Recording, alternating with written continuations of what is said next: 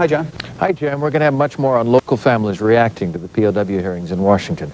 Details on the arrest of the governor's son, Eric Branstad, for drinking. And Ross Perot supporters in Des Moines, their hopes raised that their candidate will indeed toss his hat back into the ring. These stories, the rest of the news, in 1/2 hour. Okay, thanks, John. Finally tonight, students who misbehave at Riverside Brookfield High School in Illinois serve their detentions in a very unique way. There's a social science teacher there who has come up with a very effective punishment.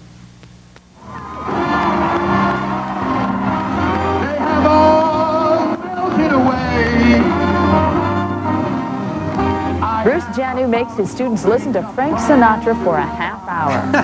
Janu says the Frank Sinatra Detention Club, as it's come to be known, is a great deterrent because he says the old hits drive teenagers crazy. The 24-year-old teacher says that he likes Old Blue Eyes, obviously. He probably has an extensive collection to choose from. But his students would much rather hear U2 or Madonna. Sorry, the youth of today, they don't know a classic when they hear I it. tell you. Time now for Nightly News. We'll see you here tomorrow live at 5. Good night. Kissinger denies he knew American POWs were left behind in Southeast Asia. Perot meets secretly with Bush campaign manager Jim Baker. An all-white town in Texas prepares for integration with threats. This is NBC Nightly News with Tom Brokaw, reporting tonight from NBC News headquarters in New York. Good evening. Former Secretary of State Henry Kissinger will spend the rest of his life defending his actions during and after the Vietnam War. And today was another angry passage. He accused a former colleague of lying about American prisoners of war. Kissinger denied that he knew POWs were left behind when the war ended. NBC's Odetta Rogers on Capitol Hill tonight. Odetta? Tom, Kissinger came here to blast the Senate Committee on POWs and to defend himself against charges that he didn't do enough for the prisoners of war. During sometimes stormy testimony, Kissinger said he did the best job he could to end the Vietnam War and get all the American prisoners out of Vietnam and Laos. Here we are, 20 years later, being pilloried in leaks without a shred of evidence, with the unforgivable libel that we knowingly abandoned the very group whose suffering was the biggest single incentive for our exertions. On Monday, former Nixon Defense Secretaries Melvin Laird and James Schlesinger gave shocking testimony. Schlesinger said he believed POWs were knowingly left in Vietnam and Laos. Kissinger called that a flat-out lie and said Schlesinger was plain wrong. I do not believe he can find one memorandum, one phone conversation, one meeting, or one anything in which he expressed at the time the views he expressed yesterday.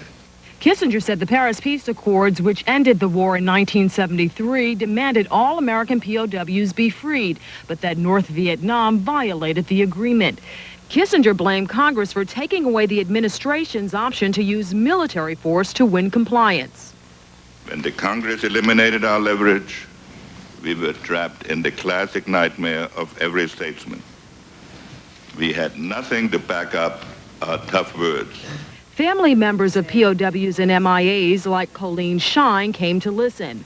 Her father, Lieutenant Colonel Anthony Shine, went to Vietnam but never returned. Whether or not they were left behind or kept behind, they are not here. Our men have not been returned alive or dead.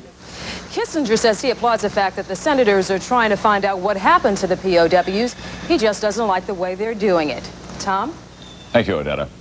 In presidential politics today, NBC News has learned that Ross Perot today met privately with Bush campaign manager Jim Baker at Baker's Washington residence. The meeting occurred after Perot said on CBS today he made a mistake when he dropped out of the race in July. Baker, who is White House Chief of Staff, would say only the meeting was Perot's idea, that the two men met alone and agreed not to publicly discuss their conversation.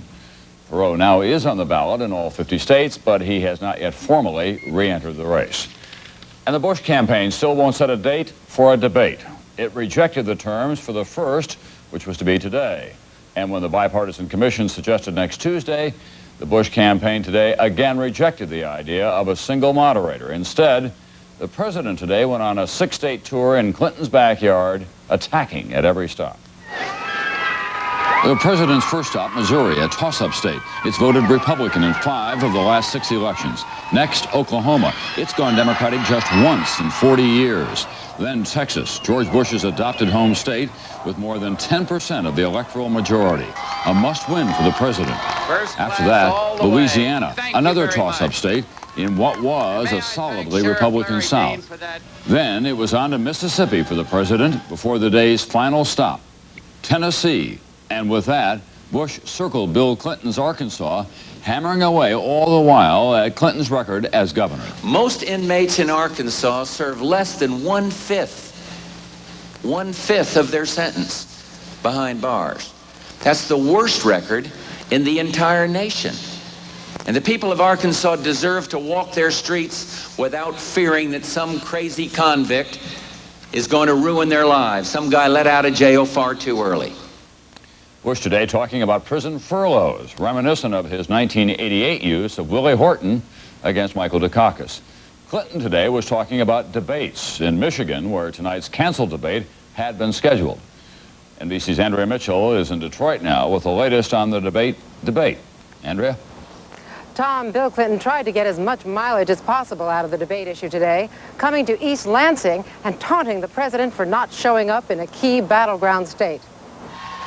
I showed up here to debate today. Clinton, who wants an unstructured debate with no audience and a single moderator, staged his own lopsided version today before a highly partisan crowd at Michigan State. Why didn't he show up today? I'll tell you why. I guess I can't blame him. If I had the worst record of any president in 50 years, I wouldn't want to defend that record either. Both camps have aired competing radio ads in Michigan, each claiming the other is chicken.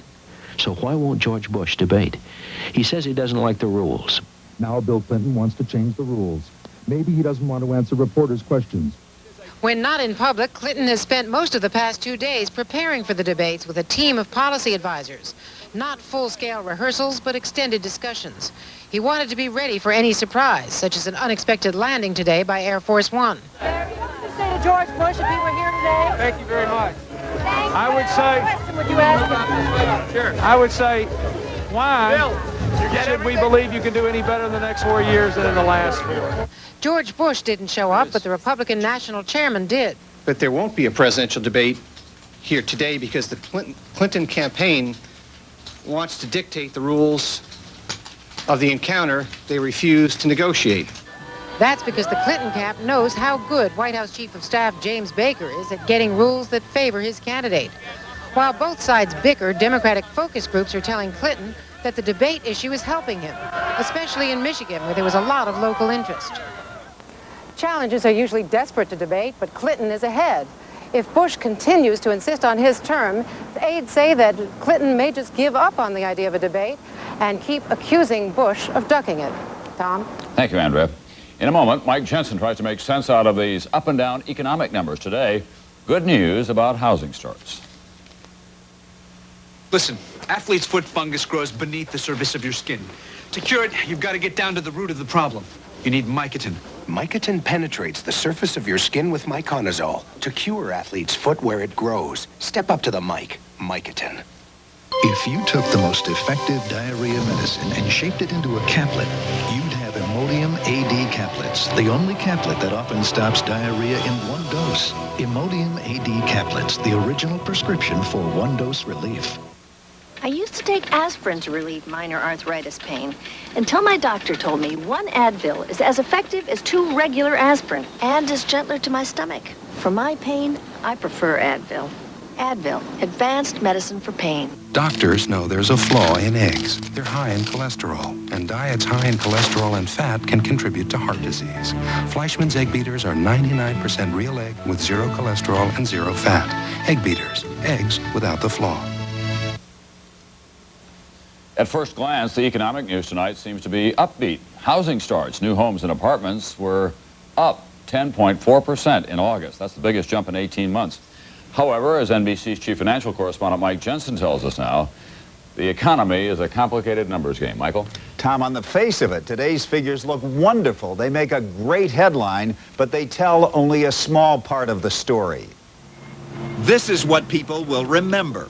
Housing starts up almost everywhere in the country except the Northeast, especially apartment construction, up 30% in August over July.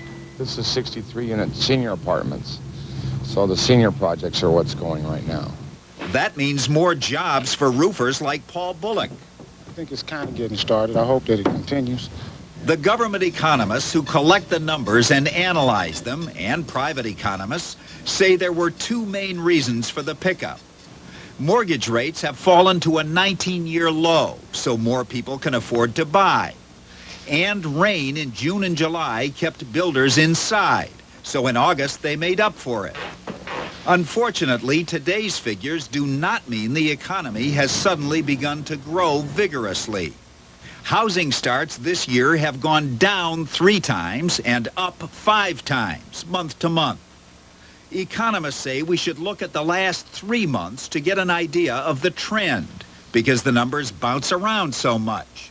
This is a pickup that we're seeing in housing activity, but it is just a very feeble pickup. It doesn't mean that the housing market is strong. It just means that the housing market is beginning to show a little bit of life after some period in the deep doldrums. The hopeful sign is that this year's housing figures have been uniformly better than last year's.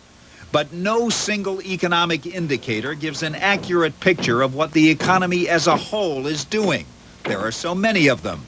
Look at just the last week. Retail sales down, industrial production down, housing starts up. And next week there'll be another batch of figures. New home sales expected to be down. Construction expenditures, same thing. The unemployment rate expected to rise. With all those figures, what should we look at? Well, the best clue to how the economy is doing is the gross domestic product. All the country's goods and services. It comes out every 3 months. Tom? We'll be watching for that, Michael. In New York City, economic troubles are overshadowed right now by a potentially dangerous standoff between the powerful police union and City Hall. For almost a week, tensions and racial resentments have been building. More on that story tonight from NBC's John Miller. Cops like to say that they are not black or white or Latino, that they are of one color, blue. But this week in New York, the color lines have been drawn. It started with a police demonstration against the mayor. 10,000 cops showed up, some of them black.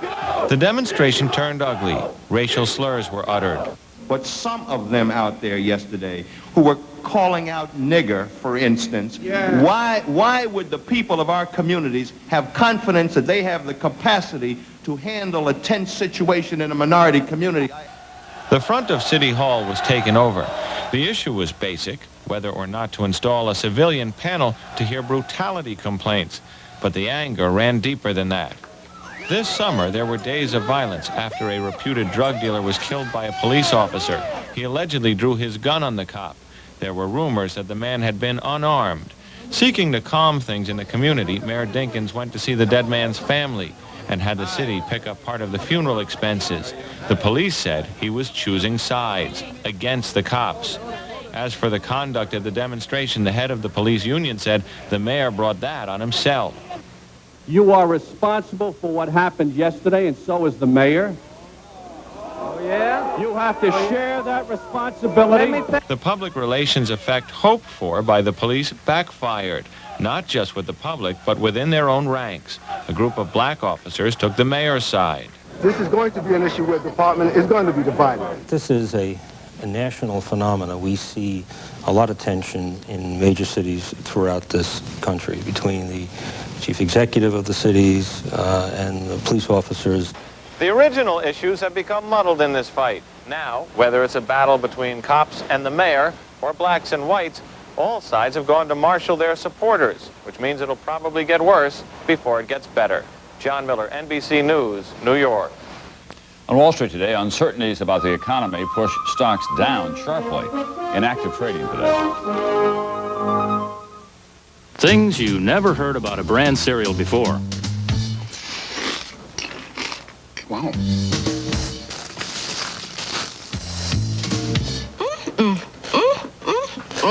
If you've never heard this about a Bran cereal, try Kellogg's Frosted Bran. It's different. It's lightly frosted, and it's crunchy, so it tastes delicious. Kellogg's Frosted Bran. It sure doesn't sound like Bran. Oh, one more thing you never heard. You know that's Bran you're eating. I know, it's great. So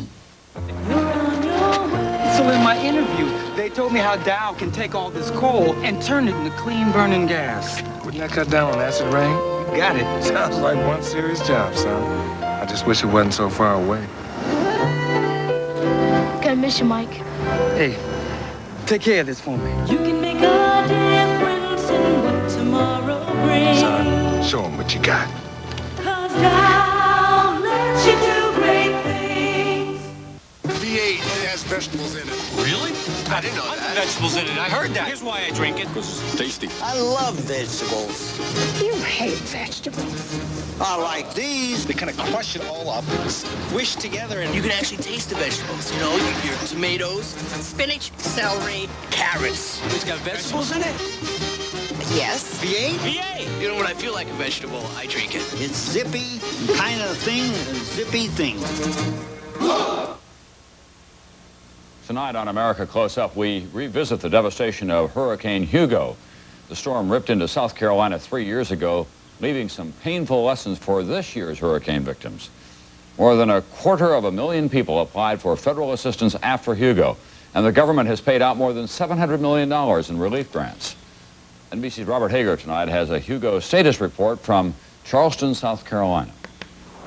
In Charleston, they remember it well. How the hurricane battered the historic center of the city. How nearby on the affluent Isle of Palms, the storm's surge destroyed beachfront property. And how in rural McClellanville, Hugo came ashore with a 12-foot-high wall of water, ruining everything in its path. 3 years after all this, scaffolding still covers the storm-damaged steeple of the centuries-old St. Michael's Church in the heart of Charleston. There is still work being done and lessons to be learned. Mary Ellen Sullivan has a hard time looking at her scrapbook, filled with pictures of what the storm did to her home in McClellanville. The process of handling the paperwork for FEMA and SBA, which handled disaster loans, was an outrageous situation. Mary Ellen was homeless for 15 months after Hugo. Her applications for aid got lost or were turned down. At one point, she typed into her diary this note to FEMA: "Just take my file, please, and put it in the trash because I just can't take any more." Out on the Isle of Palms, John Cantrell rebuilt his marina and bar, but says he encountered so much red tape, he finally just gave up on getting government aid. I don't understand it. They can mobilize in a moment's notice to go to war. You know, why can't we do that with a simple hurricane? 3 years later, Hugo remains front-page news in the Charleston newspaper. And the city's outspoken mayor, Joseph Riley, told us he's upset that the federal government still hasn't learned to move into storm-damaged areas fast enough. The feds have this expertise, for crying out loud. Why not have them on the ground, ready to provide it, rather than this pause or delay that's excruciating. An hour without water is eternity. A day without diapers for babies is eternity. Critics of FEMA today say the process for aid is still cumbersome and reactive. And Mayor Riley says that's a big problem. What you ought to have is a system where in the federal government you got a person in charge who wears boots and has got a uniform and hates paperwork and got radios hanging all over him. And back in McClellanville, small-town life resembles a collection of Norman Rockwell paintings. But some are not so pretty, and townspeople aren't forgetting. What happened to us was horrible, and what happened to the people in Andrew is just unforgivable. FEMA had more than enough time to cut their teeth on Hurricane Hugo. Charleston is almost back to normal, and new beachfront homes are being built stronger today. But many here look at the chaos in South Florida, Louisiana, and Hawaii, and wonder what would happen if another Hugo were to strike here. Who would help? Robert Hager, NBC News, Charleston, South Carolina. I'll have more news and a civil rights fight in Texas when Nightly News continues in a moment.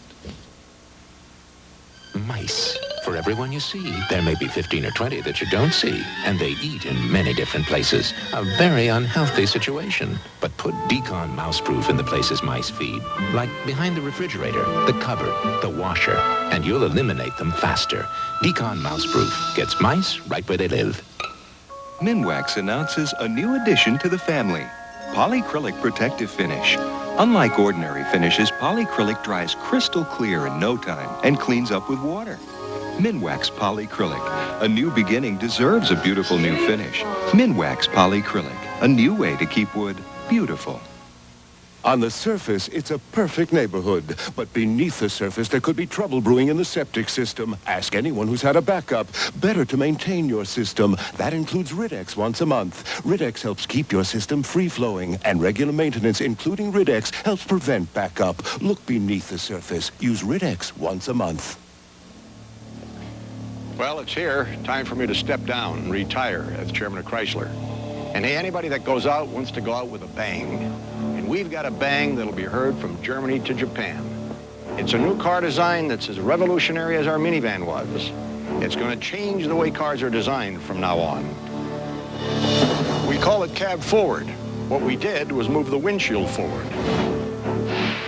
Then we pulled the rear wheels back, made the rear doors wider and easier to get through, and increased the width. Believe me, this does more than just improve the looks. It gives you a lot more room inside, it rides better, and it's easier to handle. I think cab forward, like our minivan, is going to get copied by everybody. It has to, just because it makes so much sense. You know, I got to tell you, when it's your last turn at bat, it sure is nice to hit a home run.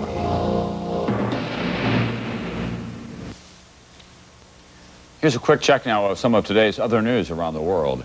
An emergency summit meeting in France. German Chancellor Kohl, French President Mitterrand, reassessing chances for that treaty on European Union.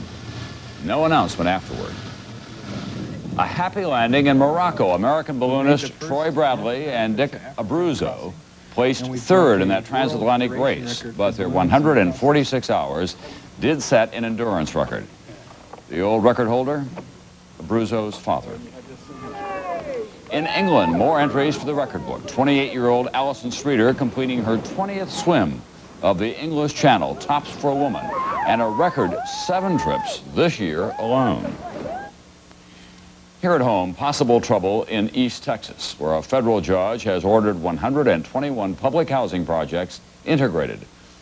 One of them in the small town of Vidor, long known as a bastion for white supremacy. NBC's Jim Cummins tonight. 11,000 people live in Vidor, Texas. According to the 1990 census, none of them are black. Yeah, it's a white town. It's a white race. That's the way we want to keep it. He was attending a Ku Klux Klan rally this past weekend, protesting a federal court order to integrate Vidor's public housing project immediately. Vidor has a long history of segregation and white supremacy. Mayor Ruth Wood says her city is ready for integration now. This is something that has to be done. This is something that needs to be done. If the federal government says you do this, you do it. The government plans to move several black families from this housing project in Port Arthur, Texas, 17 miles to this all-white housing project in Vidor to break the cycle of housing segregation. It's a civil rights catch-22. When the federal government decided to build public housing in this segregated neighborhood 40 years ago, only the neighbors and their relatives moved in. The housing project was segregated immediately and remains segregated today. No one else knows who these families are but me. Albert Harrison recruited the black families who volunteered to integrate Vidor. They're ready to make that difference. If it means, I guess, yes, putting their lives on the line, that's what they are ready to do. He's not exaggerating the danger, according to Ross Dennis, who heads the Residents' Council at the housing project in Vidor. Children are going to be hurt, harassed.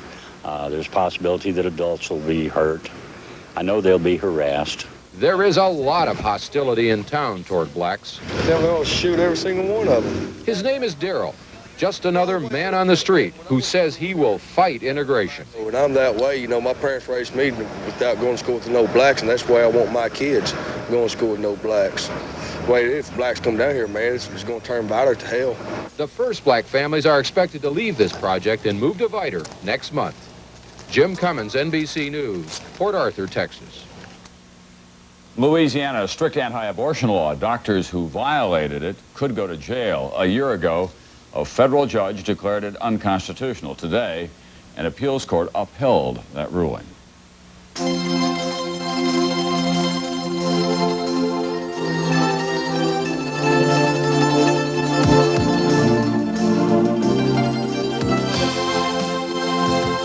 All over America tonight, people who appreciate Italian food at its freshest are coming home to contadina, pasta and sauce.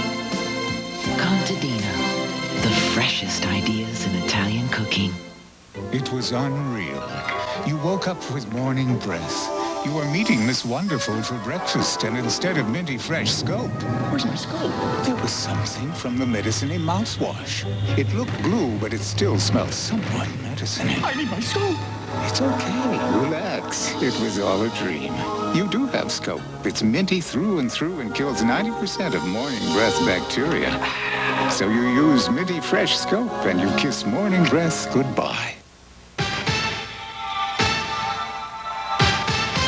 You know that sinking feeling? You turn the key and nothing. When it gets this hot, you'd better get to Sears. I hear my battery gets baked. Only Sears has the Die Hard. In demanding tests for starting power, Die Hard performed 3 times better than industry standard. This time, I'm getting a Die Hard. You can count on me. Die Hard. More power when you need it most. I found a safer aspirin. Ecotrin. For minor arthritis pain, Ecotrin's orange coating makes it safer to your stomach than plain or buffered aspirin. So I'm not concerned taking even the maximum dose. The safer aspirin, that's Ecotrin, and that's the truth. After examining, testing, it's a fact. You can buy new Preparation H hydrocortisone cream with the maximum strength available without a prescription to relieve problem itch. New Preparation H hydrocortisone cream. Prescription strength without a prescription. Assignment Earth tonight, the Monterey Bay of California. Now, after a 15-year battle, victory for scientists. This bay is protected from industrial activity, so biologists can use it as a vast laboratory. NBC's John Gibson. The view from the top, postcard scenic. The view from below, much more intriguing. Down deep, the Monterey Bay Sanctuary is a marine biology textbook, swimming to life. Down deep, there is no light but that emitted by the creature itself. Good for finding a mate, not so good for avoiding being eaten. The Monterey Bay Sanctuary is teeming with sea life that goes back to the very beginnings of life on the planet. I get turned on by fish. The biggest beneficiaries of the protected sanctuary will be scientists. This is one place you can get to study that within an hour, be out, do this kind of thing, do research on neurobiology and bioluminescence, and be back for dinner. Close to land, it is the largest ocean sanctuary in the northern hemisphere, over 5,000 square miles, so large it can only be seen in its entirety from space. The sanctuary's most important feature is an underwater canyon with depths of more than 6,000 feet, deeper, in fact, than the Grand Canyon. If there is a problem with this sanctuary, it is access. Virtually everything there is to see is deep underwater. This piece of squid? That's where the Monterey Bay Aquarium comes in, the public's link to life in the sanctuary. Every day, the aquarium's research vessel puts a robot into the water to send back live pictures from the ocean bottom to an auditorium at the aquarium. Most of what you're seeing there is very filmy mucus material produced by a very small animal. This is where the public can look over scientists' shoulders while they work. In many ways, these are the typical residents of this planet. Very, very successful animal, and they go right back to the very beginning of the fossil record. These animals have been here for well over 600 million years. Many of the species you're seeing are probably new species that have yet to be identified. In this ocean sanctuary, science is at work, and the public has a front row seat. John Gibson, NBC News, Monterey. That's nightly news for this Tuesday night. I'm Tom Brokaw. Tomorrow night, I'll see you from San Antonio, Texas, one of the battleground states in this presidential election. I'll see you then. Just ahead on your 24-hour news source. A Des Moines man waiting for word of a brother now missing in Southeast Asia says Henry Kissinger lied to the Senate Select Committee. I'm Jim Strickland. The story's next. A Polk County jury now has the case in the first-degree murder trial of Stephen Taylor. A mid-morning car accident on Douglas Avenue kills a Des Moines woman and hospitalizes her husband. And 1 week ago, floodwaters tore up south-central Iowa. Tonight, some things are starting to get back to normal. These stories, the governor's son arrested. And Ross Perot backers in Iowa get ready for another possible run, all coming up next.